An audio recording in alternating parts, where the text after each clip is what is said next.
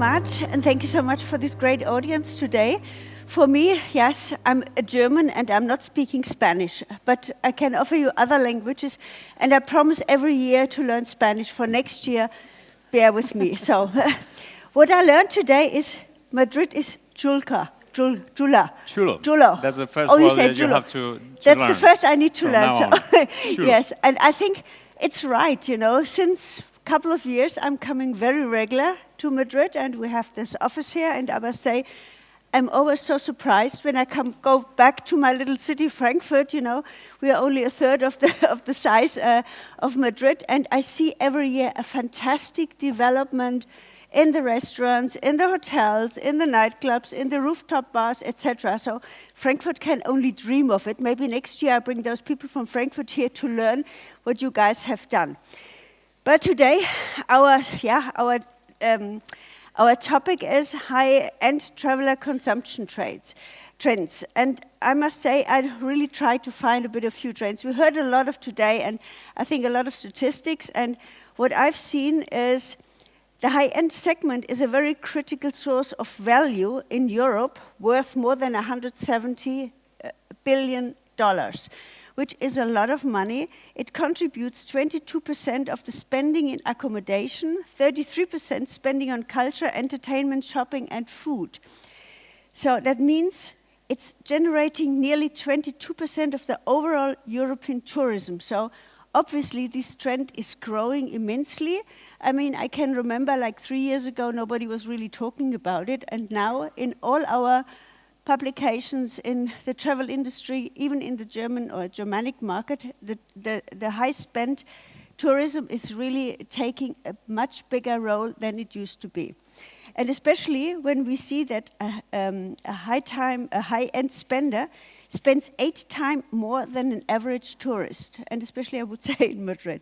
So this has a lot of consequences, which also means it's not only the value which brings to the city, but it's also, of course, a part of a job creation, which of course in other, like third-party countries like Africa or even Latin America, is a very important contribution, you know, to do some sort of job elevation.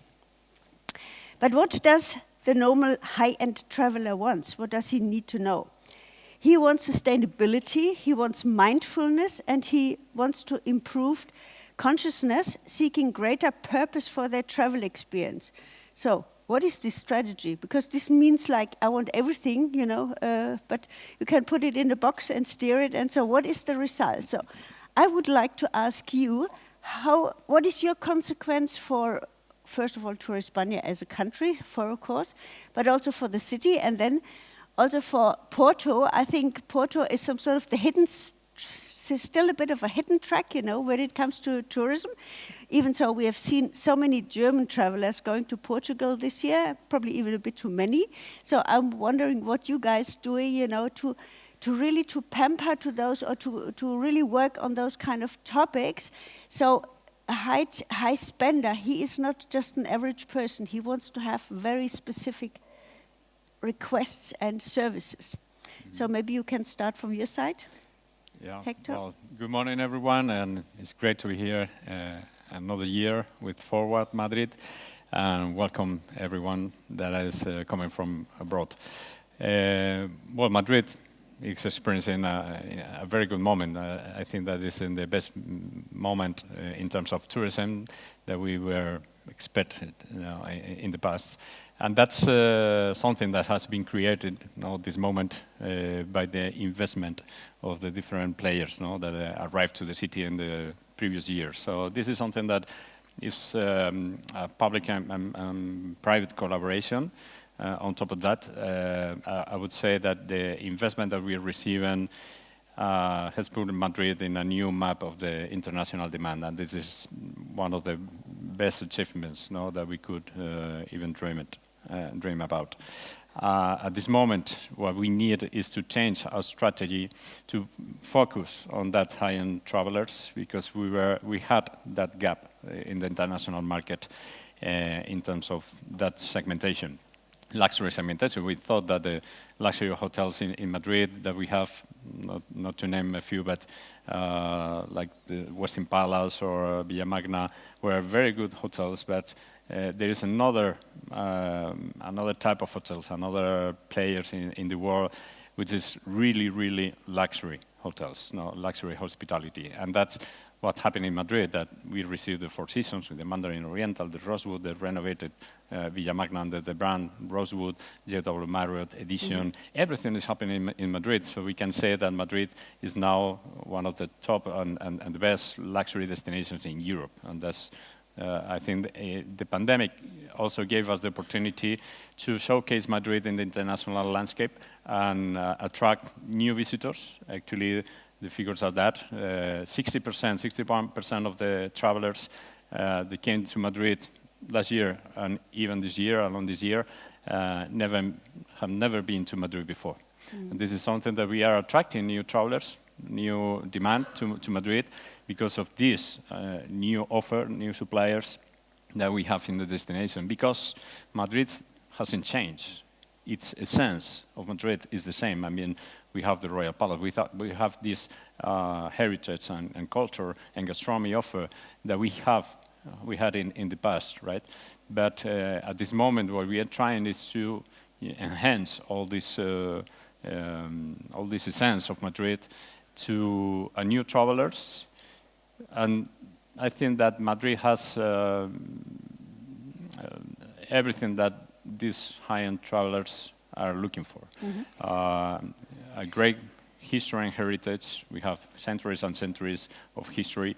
We have the largest royal palace of Europe. We have not even in the city of Madrid. This is something that I would like also to explain about the strategy that we are now combining the strategy of the local, of the city, but also with the region of Madrid. This is also a new potential of Madrid in terms of promotion, that we need to focus that Madrid is not only a city, it's a region, the Greater Madrid.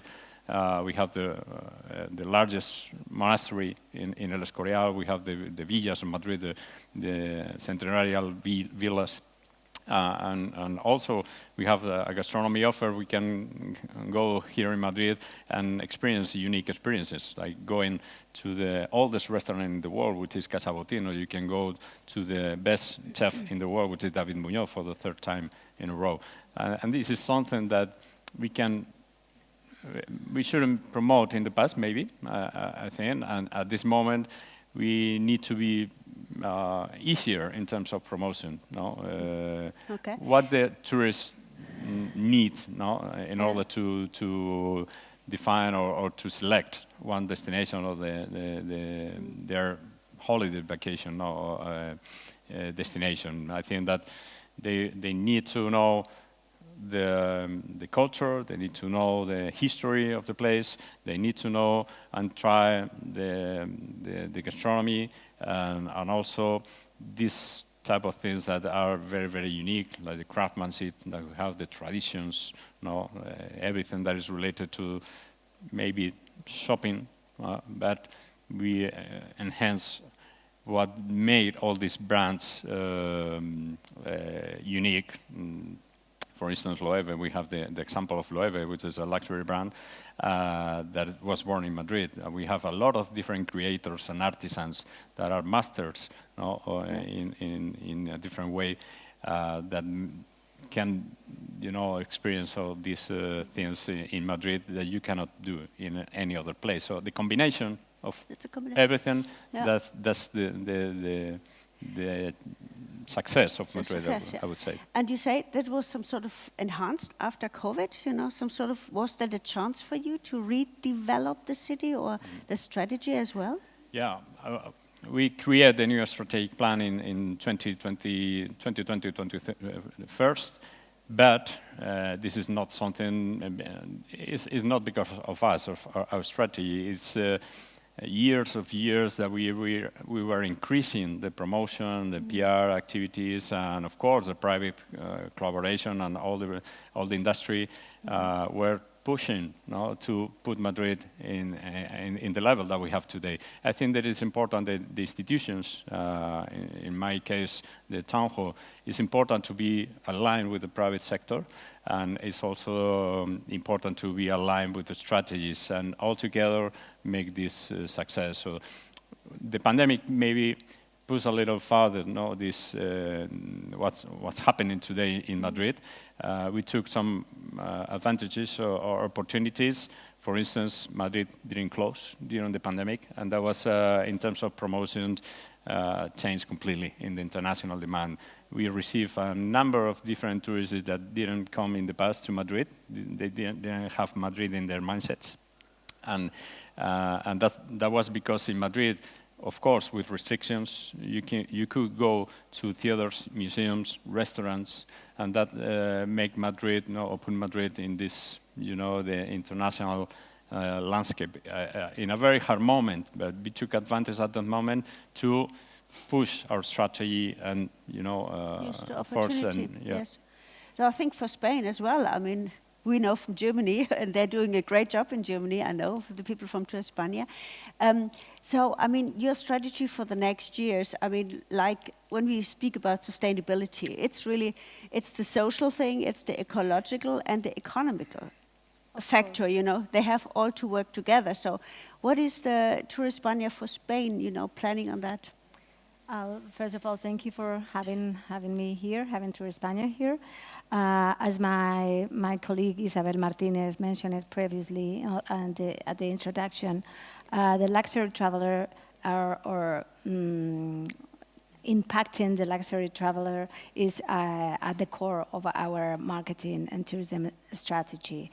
We prefer to talk about high impact tourists because we think that luxury maybe is a niche within these high-impact tourists that we want to attract. And what we understand for these high-impact tourists is a tourist that contributes to develop a more sustainable tourism industry in Spain, meaning traveling off-season, not during the peak seasons, meaning traveling for more days, longer stays in Spain, meaning going to inland Spain or less known and out of the beaten path destinations. In that way, we have to distinguish as an organization what do we do in the B2C marketing, because we develop campaigns, a marketing strategy trying to impact directly to the potential international visitors. That we have to differentiate that strategy than what we are doing on the B2B side, because both destinations and Spanish companies, Spanish tourism industry are our clients as an organization. As for the B2C, I'm the Chief Marketing Officer, and that is my area of expertise. What we are trying to do is trying to connect to that high-impact traveler through mainly through branded content and stories. We want to inspire that traveler that, as we know, more and more is seeking for unique, different, exclusively and authentic experiences. And that kind of content, that kind of information sometimes is not easy to find for them. I mean, everybody knows where the vibrant city of Madrid, but maybe we have another destination that we also need to highlight. And how are we doing this? We have a strong partnership with the Condé Nast group. We've been creating content together with them for the last 2 years, and I'm sure this partnership will persist over the years with their unique point of view, very focused on lifestyle. How do we market to the international luxury traveler? Well, apart from these branded content campaigns, it's super important to know who is this traveler and what they want. And for that, we partner with companies such as Mabrian. It's super important for us to use all the digital tools that are available in the market to listen to know better about those travelers. Also, we have, sometimes we conduct specific researches and studies. I would like to share with you one of the last one we've done in collaboration with MasterCard, and this is something really interesting. We were trying to develop the profile of the sustainable visitor, if such a thing exists, coming to Europe. And we discovered one thing. We create like 4 different groups. The objective of this study was precisely to see the gap between what the tourists and the travelers say they are willing to, they are concerned, or their commitment towards sustainability, the gap between that, what they say they are responsible or committed, and what they wanted to pay. And among the different segments we created with this study, we discovered that for a certain niche, it is true, it was not really big, but they understood sustainable destinations and not really explore destination, a kind of luxury. So I think it's really important that we can find a niche within the luxury traveler that is conscious and responsible, and those, yes, they are really willing to pay more for those more sustainable experiences. And last but not least, on the B2B side, what do?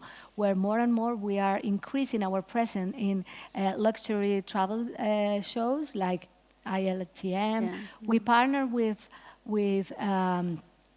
companies in the source market, like for instance in the States with Virtuoso, that is a company that gathers luxury travel advisors.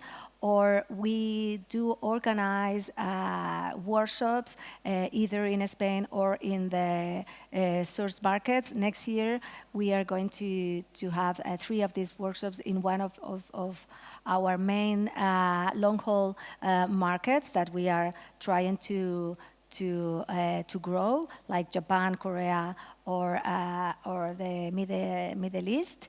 And what we do there is putting together the luxury offer from Spain, meaning hotels, meaning DMC services or experience providers. With we host the most premium hosted buyers in the country. So just to mention a few of the things that we are doing to try to impact and attract that high-end traveler.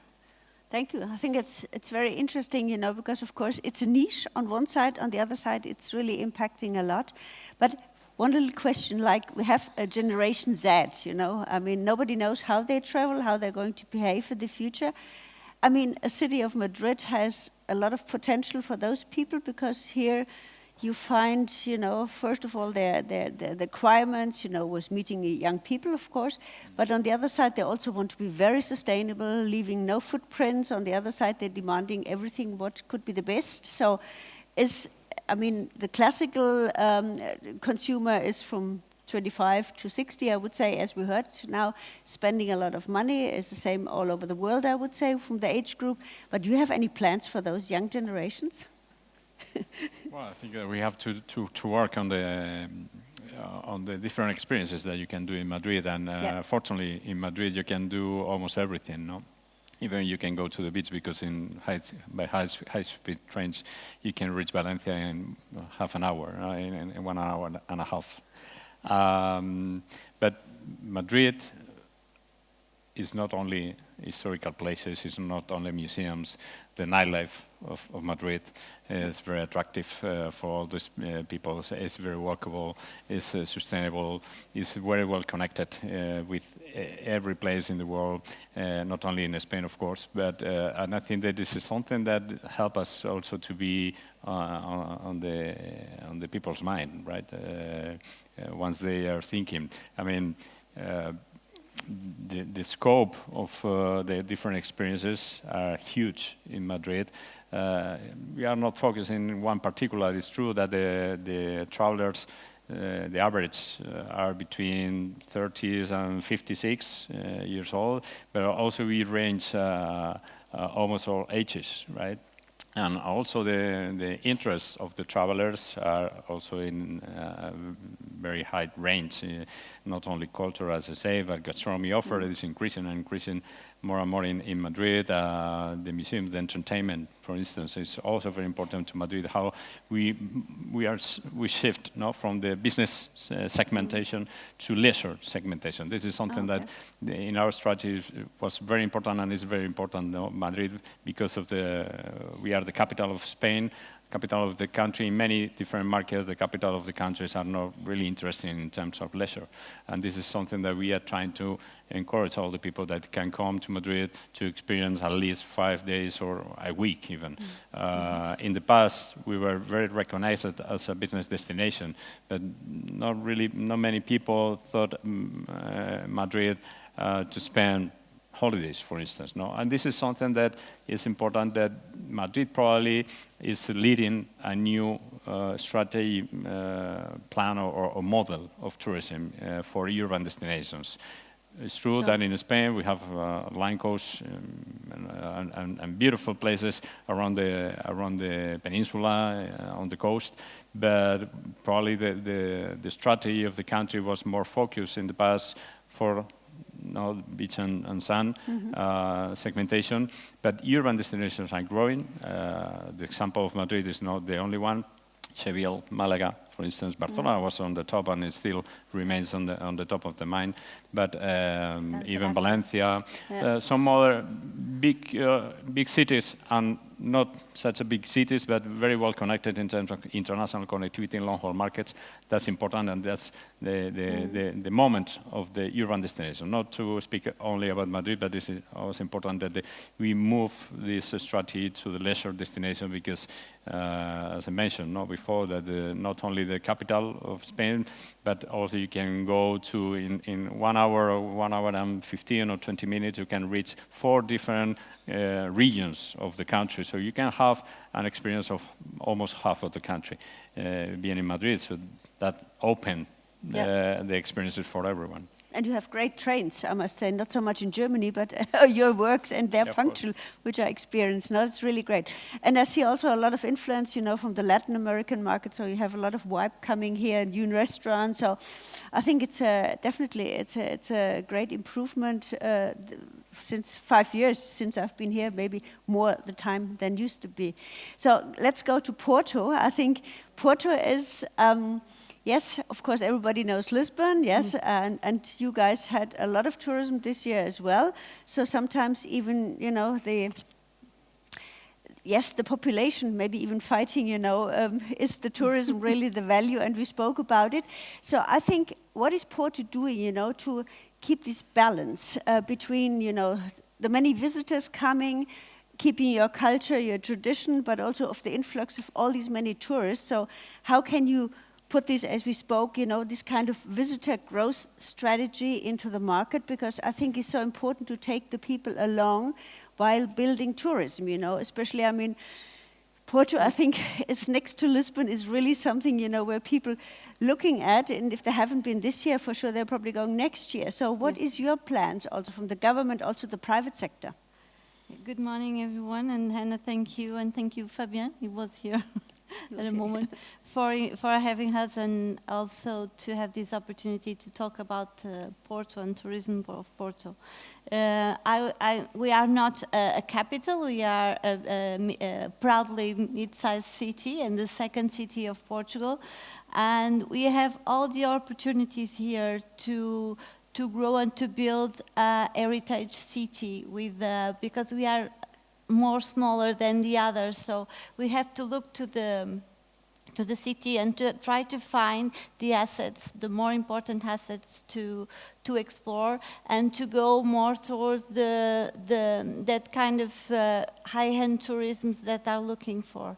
So as we had the opportunity to talk last night, we have here a small problem between or concern between the residents and also the people that are coming to the city. We are trying now to work and to understand where are the pressure of tourism, because we are a small city. We have 42,000 square meters and 2,500 habitants, and it's important for us to keep this balance between residents and tourists. But we are now, at the moment, we are distinguished in the World Travel Awards as best city short break destination in Europe, and last year Europe and in the world. And I think people is very happy with the income of economic growth that the city has been experienced. But also we have this problem of housing, and everything is a problem of a big mass of tourists. So, but they don't understand exactly. So the challenge is to make them understand better what this kind of approach to the city is bringing to the development of the city. So, just to understand more, we in the municipality, in the tourism sector, we work to organize the city just to give a better experience and build new narratives to deliver to our agents that do the promotion. We also work with the fly connections and connectivity just to attract long distance flights. It's important to us to have more Americans. It's at this moment the second market that came to the city, and also Brazil, Asia. We are receiving the Emirates next year again, because after the pandemic, this company stopped to fly to Porto, and we are very close to Lisbon, but we don't have very good connection to bring people from that airport to Porto. So we are working on this, and also we want to spread a little bit the tourists from all the other neighbors in the city, because they have very good contents. And of course, we are focused on our gastronomy. We know that is a huge trend for making people go and visit cities. And we have also this growing of the city's importance more than countries. Because you have to build a DNA of a city that will connect with heritage, also culture, art, gastronomy, and the wines.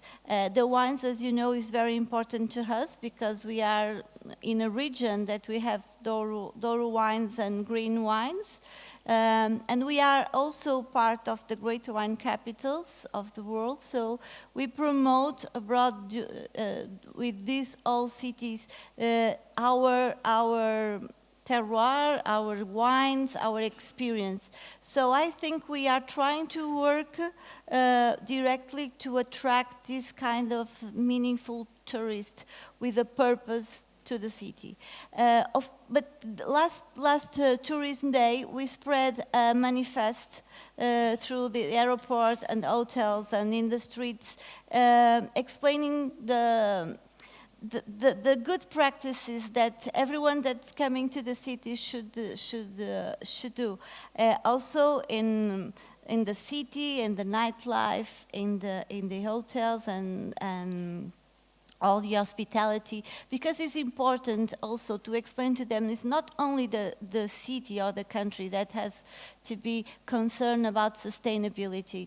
It's important that the people that come to visit us respect our city and our players in the city. So we are trying to now, because we are a little bit concerned after COVID, what is going to happen. And it was incredible. We grow a lot.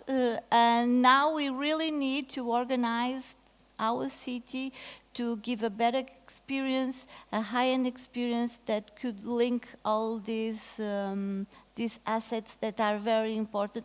Oops, it's going to fall. Huh? No, it's... Oh. Sorry. I was losing mine.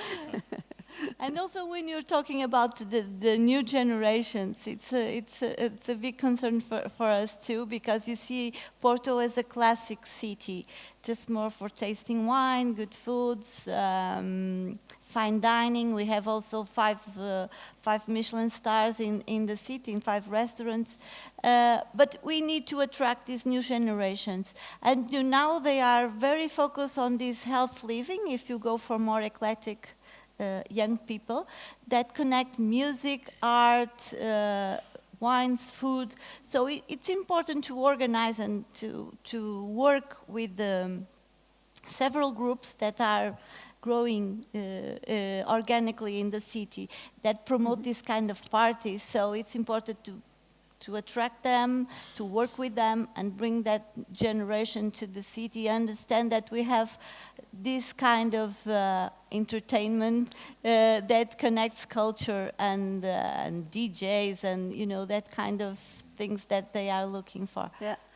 No, I personally think it's very important, as you say in the beginning, that you take the people along, because we've seen during COVID, I mean, what it does to the tourism. It was 0, so everybody lost out, and even those people complaining about too many tourists, out of a sudden they understood how important tourism is. And if we see now the new approach of tourism, I think even worldwide, it's not only going there, sun, beach, and you don't know where you have been. So people really want to interact with the people. They really want to have these experiences, as you say, but also very much personalized experience. And when the higher you come, with the high spenders, the more you have to be personalized. So how do you communicate with your local partners, with your industry, with your governments, because sometimes, they also have to understand how that needs to be done.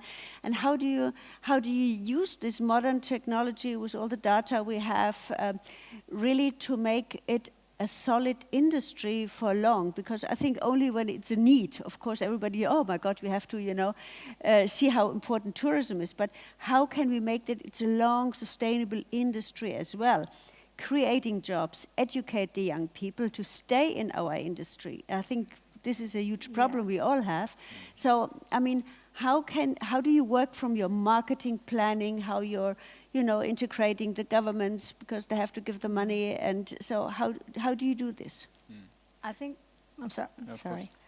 Going back to how to communicate with younger generations, first of all, I think we have to forget the cliches. For instance, in China, we have identified a really wealthy traveler that is a solo traveler, very young. When thinking about the Chinese traveler, we think about those organized groups with everything super planned. But the new Chinese affluent traveler is completely different, and the way to communicate with them is also completely different. In our case in Spain, we really believe that doing a great job in social media, because there is a risk of being in social media, but if you do a really good work in social media, is a way to communicate. We are now about to sign a new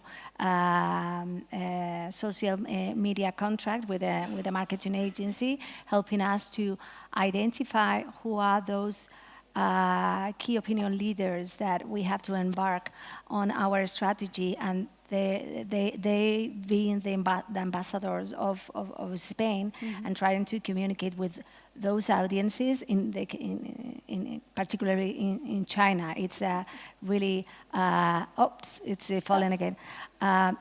It's a strategy that we are already doing, and that traveler, it's really committed to respect, because they want to not just go to a destination. the destination is not even the main objective of the travel. The experiences for your mind and your soul, it's what they want.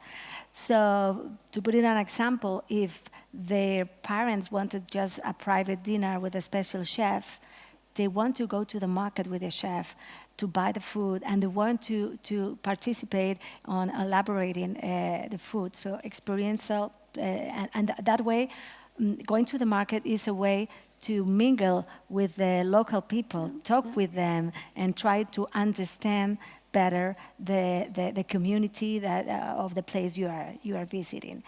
So to sum up, for younger generations, please don't think that they are only backpackers. There are young people, Gen Zs, and of course millennials, but Gen Zs, super wealthy and affluent, and that is a kind of traveler that we are keeping an eye on, and we have to adapt and communicate where they are. And now they are in social media, so we have to communicate with them in that channel. Absolutely, yeah, I think, yeah.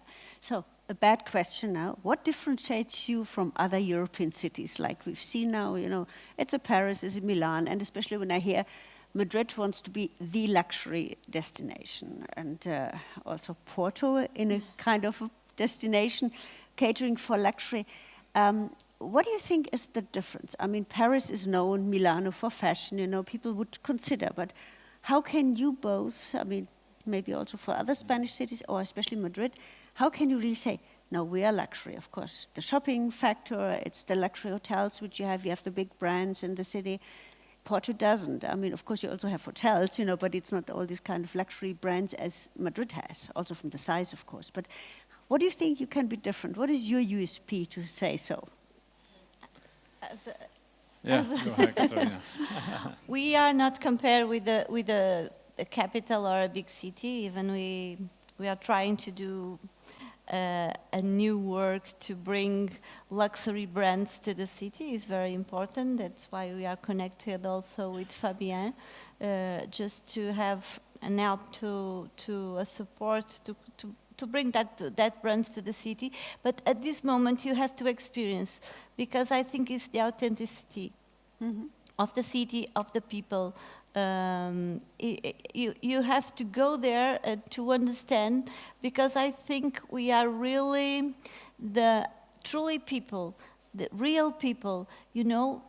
I think even more and more people are looking for a real life, real things, not fake things. And I think you could experience that in Porto. So it's important to go there.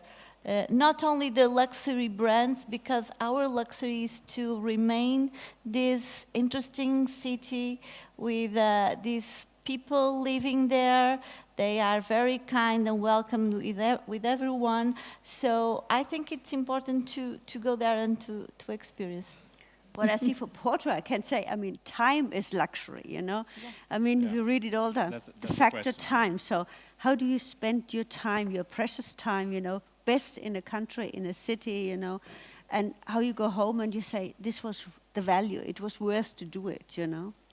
Yeah, so I can't see that in Porto, but... That's the question, what's luxury? What is luxury? If we ask anyone in the room, probably we have so many answers as people is in the room. Yeah.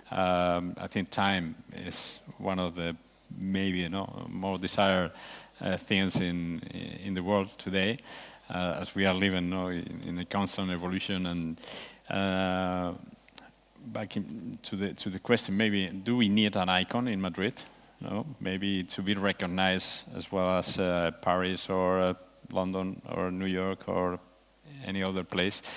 This is something that is interesting, and it's so difficult to explain why Madrid. No, because in Madrid we have a very particular lifestyle. That how do you promote your intangible things? In our case, we have a lot of different monuments that any of them could be easily a city icon, like the Royal Palace, for instance, or the Plaza Mayor, or whatever. But in the end, what the people are looking, or they discover in Madrid, that the lifestyle, the people, how friendship is all the people, the hospitality. Of course, many people in Madrid is not from Madrid, and I think that help us also to be more, friendly for all these visitors. Most of the visitors become citizens, become Madrileños, because they discover in Madrid and they feel in Madrid that it can be like a local. They can go easily almost everywhere. Actually, I heard last year a couple from Brazil, probably the best experience that they did was traveling in a public bus, because safety in Madrid is on top of the probably different places, not compared to Europe, but some other places in Latin America or the rest of the world. So it's important to match the different expectations, and in Madrid we, increase all these expectations. I think this factor, safety, security, I think this is a very strong factor, and I must say, I never felt unsafe in Madrid, and of course not in Porto as well. I think this is we very. We have increased our level of security or safety and security in the last service, that we are above numbers of 2019. So it's important. It's not part of our strategy, but it's important that all the policy, local policy, it's important that it's in our mind, it's in our concerns to be safety, to be sustainable, digital, etc. But of course, in terms of tourism, safety first. We see. I mean, in research, it's always like number 2. It's the safety, the security. How safe am I when I'm traveling?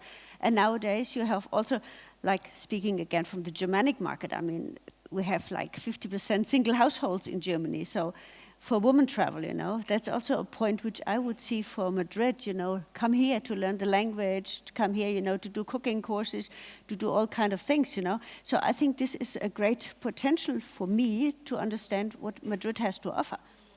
So, and this is sometimes when you're a bit outside, maybe you see different things, but to me, Madrid really had changed a lot in the image, and out of a sudden, it's part of the travel circle, which is never used to be. Of course, you went to Barcelona, you went to Valencia, and all these places. You went to Lisbon, but now people are looking, on a different way, to travel. And I think, as Madrid is so much multicultural, in a safe level as well, with all the culinary, and culinary is one of our second top most wanted goal when you want to travel. So.